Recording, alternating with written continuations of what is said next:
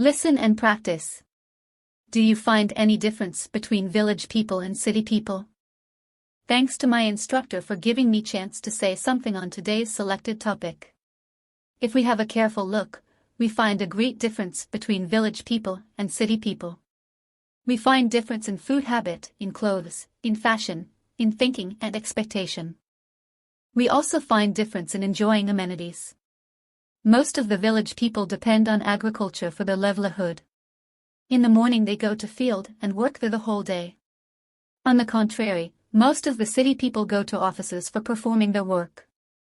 Life leading is less expensive in village. Village are to pay house rent. But most of the city dwellers are to pay house rent. Significant portion of their income is spent for this purpose. Most of the city dwellers aren't aware of the activities performed by their neighbors. But most of the village people are aware of the same. Village people can inhale clean air while city dwellers are to inhale polluted air. Employment opportunity is higher in city than that of village.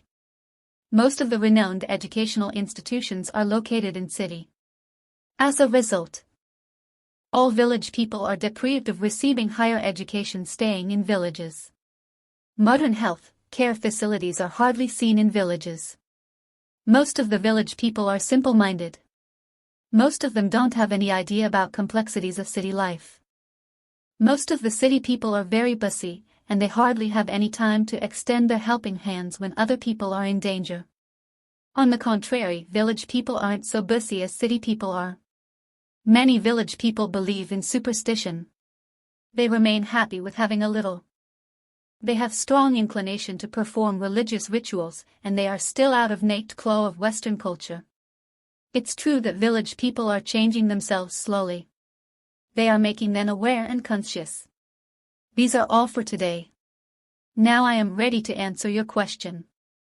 Please ask me as many questions as you can.